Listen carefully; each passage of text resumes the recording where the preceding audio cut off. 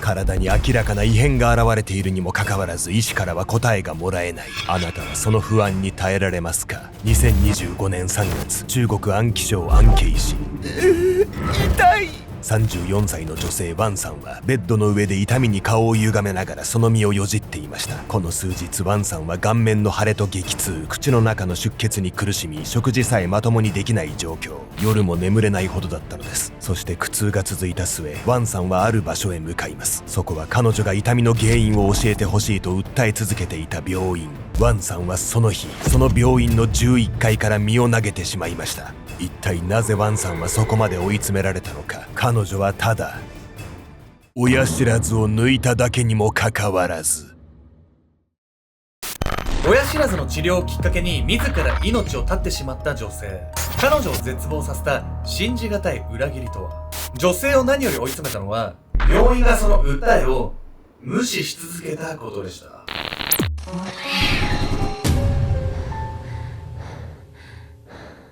おそすけんちゃんです。宮みこです。というわけで、ヤミコさん、コンプレックスってあります？コンプレックス突然あ、私いっぱいあるわよ。もっと俺、はい肌が綺麗になりたい。ちょうど今ね、ヘルペスの跡みたいなのができててね。リアルなやつじゃん。テカテカ輝いてるでしょ、めちゃくちゃ気になるし、みんなにどう思われるか不安だし。内面としては内面としてって一番難しいとこじゃない、はいあんたはなんか逃げた。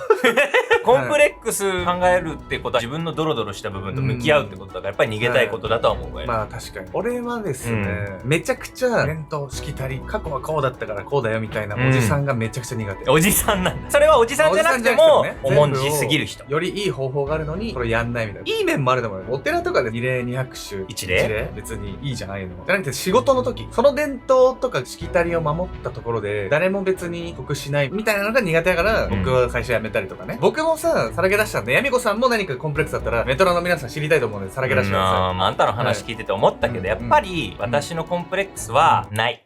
今回は中国の医療現場で起こった闇深い事件をご紹介します。ところで質問なんですけど、ヤミコさん、親知らず抜いたことありますか？ない。抜かずに済んだわね。ただ、親知らずの上に歯茎が被さってて、それを除去手術したことはあるけど、そこ抜くってめちゃくちゃ怖いわよね。割と身近なね、親知らず、抜くの怖いよって人もいるだろうしね、うんまだの方はね、抜いて意外にいけたわとかね、いろんな人いると思うんですけど、今回はその抜歯をきっかけに命を落としてしまうという事件に発展したお話なんです。親知らずの抜歯から死亡事件につながると聞くとね、大げさだったり違和感を感じる方も多いと思うんですけど、女性が受けたその治療っていうのは、最初から何かがおかしかったんです。屠殺される羊のように。2025年3月17日、中国安徽省安徽市、ある女性が SNS に1本の投稿をしました。このアカウントが更新されなくなったら、私はもういないということ。投稿を行ったのは34歳の女性ワンさん。まるで自らの死を予期するかのようなその言葉の通り、彼女は受診していた安徽市立医院の11階を訪れ、そこから身を投げようとしていました。きっかけはその病院で行われたある治療。その治療は誰しも一度は経験するような、とても人の死につながるとは思えないものだったのですが、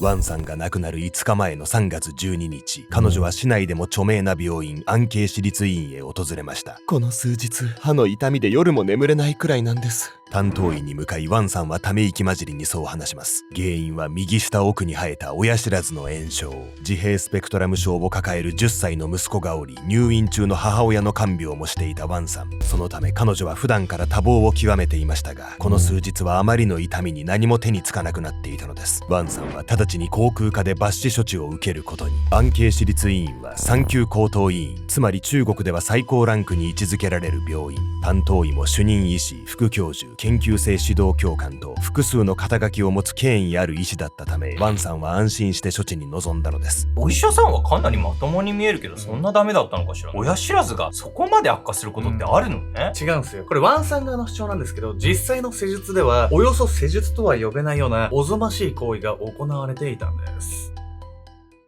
安徽市立医院の処置室にはワンさんの絶え間ない叫び声が響いていた。診察台の上で激しく暴れもがくワンさん。医師や助手たちは3人がかりでその体を押さえつけていた。それは到底ただの親知らずの抜歯とは思えない異様な光景だった。痛いワンさんは涙を流し痛みを訴えるが、医師がその手を止めることはない。こうしておよそ1時間もの間、麻酔なしの処置が続いた。処置の後、ワンさんは SNS 上でこの1時間でとてつもない恐怖を感じたことを投稿。麻酔もされずに3人がかりで押さえつけられ、まるで羊の屠殺のようでした。これだけでも病院の対応としては耳を疑うような内容。しかし実は本当の地獄はここからだったのです。親知らずの抜歯を1時間かけて、しかも麻酔なしでしょ。もはや拷問よこれ。なんでそんなことなってんのよ。患者のね、ワンさんはかなり痛がってましたし、ただ麻酔が効かなかっただけって捉えるのはちょっと違うじゃないですか。そして後日、とんでもない医療ミスがあったことが発覚するんです。治療されていなかった。親知らずの抜歯処置を受けたその日から、ワンさんは施術前よりもさらに激しい痛みに襲われるように。痛い。ベッドの上で顔を歪め身をよじるワンさん。歯茎からは出血が続き、その顔は大きく腫れ上がってしまっていました。痛みから食事さえできず、夜も眠れない状態。このままでは子供の世話や母親の看病どころではありません。しかし施術中の恐怖体験から安慶市立医院に相談してもまともな答えがもらえるとは思えず、ワンさんは別の歯科医院で見てもらうことにするのです。するとその歯科医院のレントゲン撮影でとんでもない事実が発覚します。炎症を起こしていたワンさんの親知らずは抜かれず放置されていたのです。では彼女が叫び声を上げながら受けたあの1時間の処置は一体何だったのか。レントゲンによれば、ワンさんの口の中では親知らずの隣にあった健康な歯が一度抜かれ、金属ワイヤーで固定されていることが分かりました。そのことから察せられる事情は、医師が親知らずではなく隣の歯を間違って抜いてしまい、その歯を戻す処置に1時間を要したということ。そうであれば施術後、ワンさんが耐え難い痛みに襲われたことにも説明がつきます。もともと炎症を起こしていた親知らずは放置されたまま、さらに隣の健康な歯が抜かれた場所にも傷ができ、ワイヤーを使った固定でさらにダメージが加わる。このように口の中で複数の問題が発生しており、炎症や感染、あるいは抜歯後に強い痛みを起こすドライソケットのような合併症が重なっていた可能性があるのです。ただ間違った歯を抜いただけじゃなくて、それ隠蔽しようとしてんじゃないのよ。治療するどころか余計に悪化してるわけだし、国内最高ランクって言われる病院でこれ起きたのめちゃくちゃ怖くない？病院側とね、ワンさん側で主張が食い違ってるんで、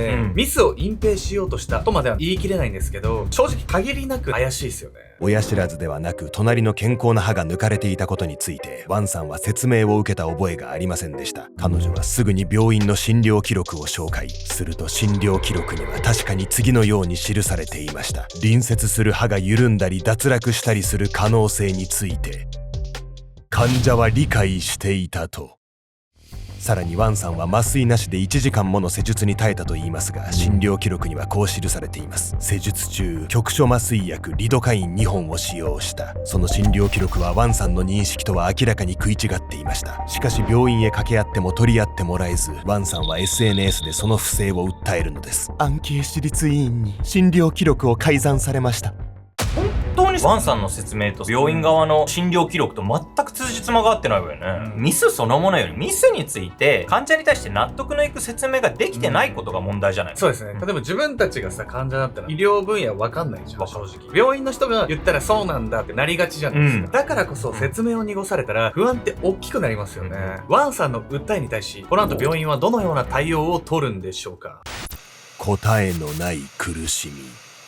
このアカウントが更新されなくなったら私はもういないということ。2025年3月17日 SNS にその投稿を行った後、ワンさんは安慶市立医院へ何度も電話をかけていた。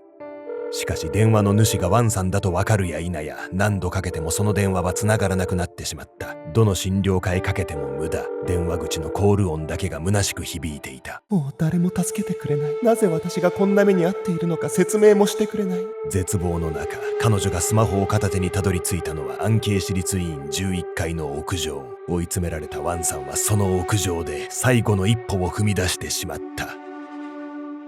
ワンさんはね、歯の痛みに耐えられなかったっていうよりは、信頼できるはずの病院に無視されてしまったがために、自分ではね、もうどうしようもできないっていう気持ちになっちゃったんです。というわけで本日のメトラキーワード、統制感の喪失について。統制感とは自分の行動によって状況を変えられるという感覚のこと。この統制感が失われると、人は気力や健康状態を損なってしまうことがあります。有名なのは1976年にアメリカの心理学者エレン・ランガーらが行った老人ホームでの実験。植物の世話を自分でする、映画を見る日を自分で決めるなどの小さな決定権を与えられた入居者は、そうでない入居者に比べ幸福度や健康状態が改善したのです。人は苦しい状況でも原因がわかる、助けを求めれば反応がある、次に何をすればいいか見えているなどと感じるうちは耐えることができます。しかし痛みを訴えても改善しない、説明を求めても納得できる答えが返ってこない、自分の認識と相手の記録が食い違う、そんな状態が続くと自分ではもう何も動かせないと精神的に追い詰められてしまうのです。ここまでご覧いただいている視聴者の皆さんにはこう感じる方もいるかもしれません。施術後に別の歯科医院でレントゲンを取ったならそこで治療してもらえばよかったのではないかと。しかしその時点でワンさんの口の中は本来抜くはずだった親知らずが残り、隣の歯が抜かれ、その歯がワイヤーで固定されているというかなり複雑な状態。別の医院としても最初の処置内容や診療記録がわからないまま追加処置をするのは難しかった可能性があります。そして何よりワンさんが求めていたのは痛みの治療だけではありません。なぜ親知らずが残っているのか、なぜ別の歯が抜かれているのか、なぜその場で説明されなかったのか、その答えを持っているのは最初に処置をした安慶市立医院だけです。だからこそそこで答えをもらえなかったワンさんはもう誰にも助けてもらえないと追い詰められてしまったのかもしれません。ワンさんが亡くなった2日後の3月19日、遺族は安慶市立医院を訪れました。抜歯のミスがあったことを隠す意図で診療記録に改ざんがあったのではないかと病院側に説明を求めたのです。遺族のこの動きから現地メディアが事件を取り上げ始め、衛生健康委員会が調査を開始。結局病院側に医療ミスや診療記録の改ざんがあったか否かは報じられていませんが、翌日には遺族と病院の間で和解が成立。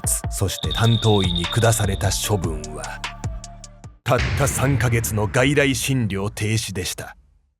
このほかこの医師には全員通報批判、要するに病院内での公開叱責のような処分も下されていますが、一人の命に対し罪が軽く見えてしまうことは否めません。また病院側は遺族に対し10万元、日本円換算で約200万円の賠償提示をしたともされます。人が亡くなってるのに3ヶ月の診療停止って短い気がしない？結局ね、患者やその家族の言ってることよりも病院側の記録の方が重視されているっていう現状があるのかもしれません。ここで今回の争点を整理しておきましょう。医師は誤った歯を抜いてしまったのか、それとも診療記録にあった通り隣接した歯が抜け落ちてしまう事故だったのか。この点についてはそもそも抜歯予定だった親知らずが抜かれていないことから、誤って別の歯を抜いてしまった可能性が高いように思えます。また抜いてしまった歯をワイヤーで固定する処置が適切だったのかという疑問もありますが、その処置自体は珍しくありません。事故やスポーツ中の衝突などで永久歯が抜けた場合、歯を元の位置に戻してワイヤーなどで固定する再植立という処置は歯科医療として一般的なものです。ただ問題は、誤って抜いてしまった疑いがある歯を本人に十分な説明もなく戻した可能性があること。この点について診療記録と本人の主張は食い違っており、真相は今も定かではありません。遺族と病院側が和解している以上、今後真実が明かされる可能性も低いでしょう。このほか麻酔が使用されていたのか、診療記録に改ざんはあったのかなど、この事件は多数の疑問がうやむやにされる結果となってしまいました。そもそも病院対応とワンさんの転落死の因果関係すら明確になっていません。ワンさんが SNS で診療記録の改ざんを指摘し、数日後に実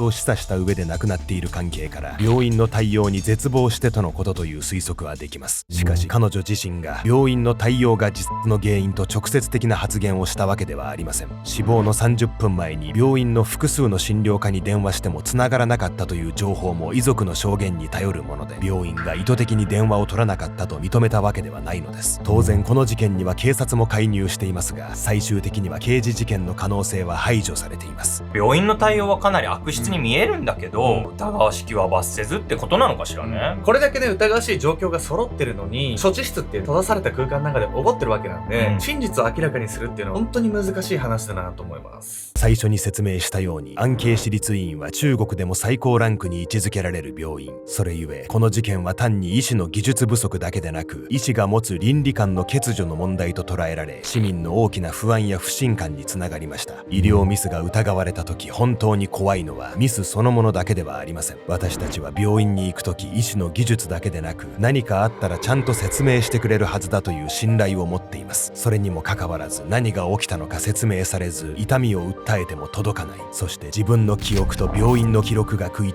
ていく。そうなってしまった時、私たちは一体何を頼ればいいのでしょうか。